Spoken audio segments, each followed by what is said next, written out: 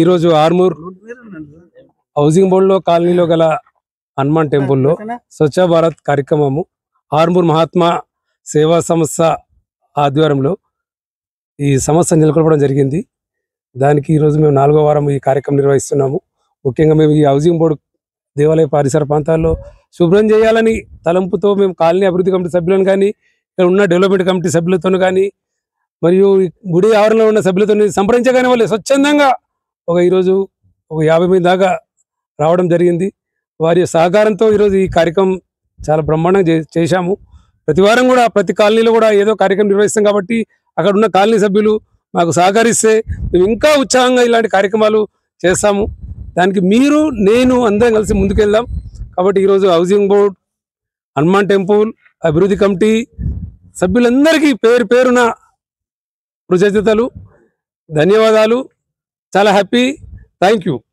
ఆర్మూర్ మహాత్మా స్వచ్ఛంద సంస్థ ఆధ్వర్యంలో సుంకి శ్రీనివాస్ గారి ఆధ్వర్యంలో ఈరోజు హౌసింగ్ బోర్డు కాలనీలో హనుమాన్ మందిరం ప్రాంగణంలో చాలా బ్రహ్మాండంగా స్వచ్ఛ భారత్ కార్యక్రమం జరిగింది. ఇది 4వ వారము. మరి ఆయన ఆశయం ఏంటిదంటే ఈ వేదికగా స్వచ్ఛందంగా ప్రతి ఒక్కరూ తన ఇల్లే కాకుండా తన గుడి బడి పరిసర ప్రాంతాలను శుభ్రం చేసుకోవాలా, తన వంతు స్వచ్ఛందంగా ముందుకు రావాలని ఒక మెసేజ్ ఇస్తున్నాడు. మరి ఒక 100 వారాలు ఖచ్చితంగా మంచిగా దిగ్విజయంగా కొనసాగాలని, ఇది ఈ వాడకే కాకుండా ఆర్మూర్ ప్రాంతంలో మొత్తం మీద ప్రతి వాడలో నేను సైతమని ప్రతి ఒక్కరు ముందుకు రావాల్సిన విషయం ఇది. ఎందుకంటే ఆయన స్ఫూర్తి తీసుకొని మన గుడి, మన ఏరియా, మన కాలనీ అనే భావనతో ప్రతి ఒక్క కాలనీలో గుడిని శుభ్రం ఉంచుకోవాల్సిన అవసరం ఉంటుంది.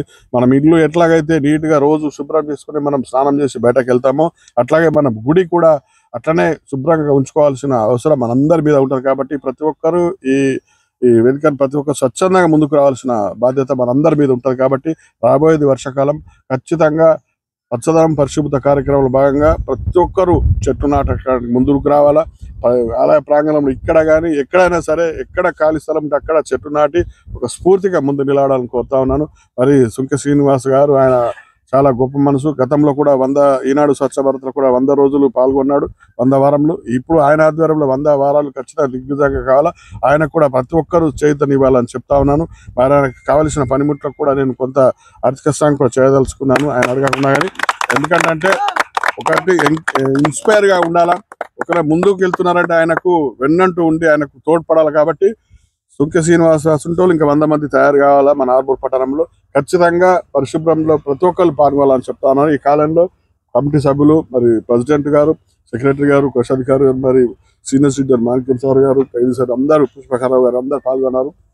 వారందరికీ పేరు పేరు ధన్యవాదాలు తెలుపుతూ మరొకసారి స్వచ్ఛంద మహాత్మా స్వచ్ఛంద సంస్థకు మా కమిటీ తరపున, హౌసింగ్ బోర్డు కాలనీ తరపున వారికి ప్రత్యేక అభినందన తెలుపుతూ ఇట్లాగే కొనసాగించాలని కోరుతా ఉన్నాను. జై స్వచ్ఛ.